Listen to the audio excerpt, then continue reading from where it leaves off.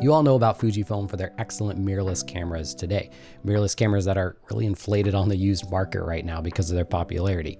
Some of you also know about Fujifilm's older DSLRs, and some of you know about some of their nicer point and shoots. But I wanted to know if there was any overlooked Fujifilms still left out there.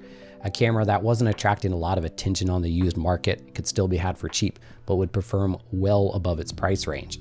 And I think I just found one.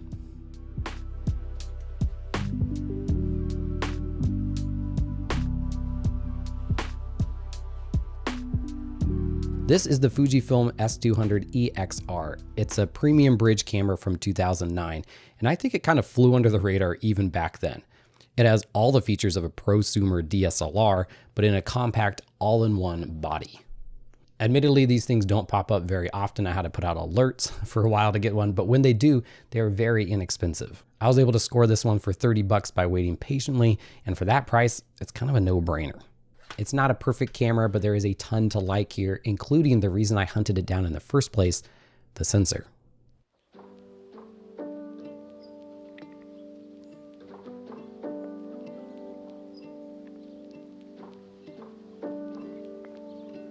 This video is provided to you by the members and donors on my Buy Me a Coffee page. Thank you for all your support. You can head over there and see what you're missing if you want to check that out. And thank you for encouraging me to make this video about this camera. The S200EXR uses a 12 megapixel SuperCCD EXR sensor. SuperCCD is a special type of sensor designed by Fujifilm that used octagon instead of square pixels. This different pixel arrangement supposedly allowed for some effective resolution gains and increased dynamic range. There were several generations of this sensor over the years, and the EXR version is the latest generation before Fujifilm dropped it all together and moved to CMOS sensors.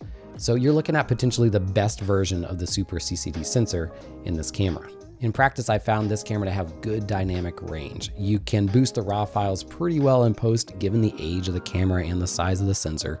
And it even has that dynamic range boost settings that modern Fujis have today as well to give the files an extra boost in the camera. There's also this special EXR mode that will intelligently select the scene and settings and pump out a very nice JPEG with shadows and highlights adjusted in the camera. But the JPEG power doesn't stop there, as this camera supports a handful of Fujifilm's film simulations, just like their newer cameras do.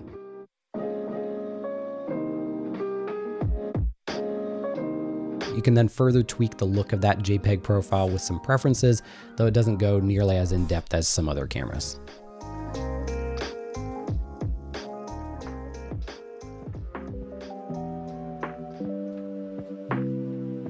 I find the JPEGs out of this camera very vibrant, even in the standard mode, and this isn't a bad thing. You can shoot RAW or RAW plus JPEG and then tweak the colors to your own liking if you prefer a more subdued look, but it just makes for some really powerful JPEGs out of the camera. The body actually feels fairly premium with a really nice DSLR style grip that is deep and comfortable in the hand. You don't get a front control dial, but you do get a rear one with buttons on the top for quickly adjusting the ISO and exposure compensation. This camera supports shooting fully manual, priority, and auto modes, making it a really nice camera for photography enthusiasts and beginners alike. You can even manually focus on the camera. Manual focusing is done using a dedicated ring, which is nice, though it is focused by wire, meaning you're just electronically controlling the focus. Not my favorite, but still having a dedicated ring for it is way nicer than manually focusing with buttons. There is a macro mode and a super macro mode on the camera, but it's a little bit misleading. The magnification is not very good. And then in order to get that closest focusing distance, you have to be on the wide end. So definitely not the most impressive all-in-one macro setup I've seen, but you still have some creative options there. The funniest part of this design is this lens release button up here on the front of the camera. That is not a button at all. It's totally fake. It doesn't do anything. So they took the design a little bit far in that regard.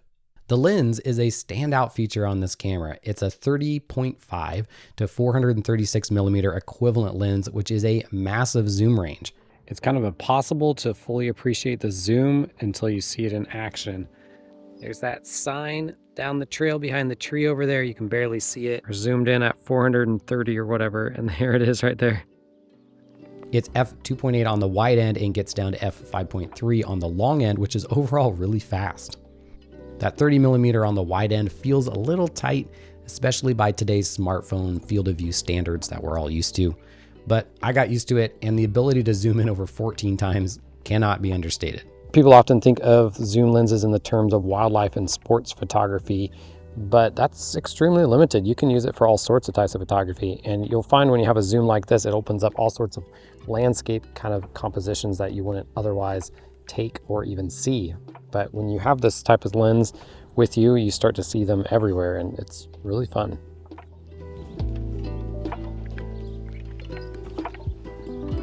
There's no sensor stabilization on this camera, but there is image stabilization on the lens, optical stabilization. And I find it's working super well. I'm zooming all the way in at the long end of things, keeping the aperture as low as it can go.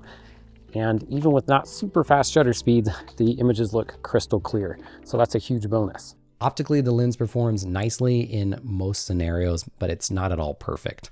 It can be very sharp when stopped down, but not so much when it's wide open, especially not on the wide end of things. There's also some pretty bad chromatic aberrations under bright lights. Not the worst I've ever seen, but come to think of it, the worst I've ever seen was also on a Fujifilm point and shoot. So must be something about how they made these lenses. And ultimately, it doesn't matter what camera you're shooting with, but it's just good to know that cameras like this exist out there.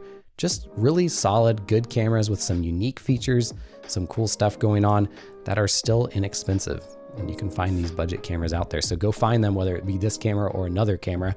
And if you enjoy inexpensive cameras, I'm going to put a video right here about another inexpensive camera that I talked about. Enjoy that video. I'll see you over there. And until next time, as always, happy snapping.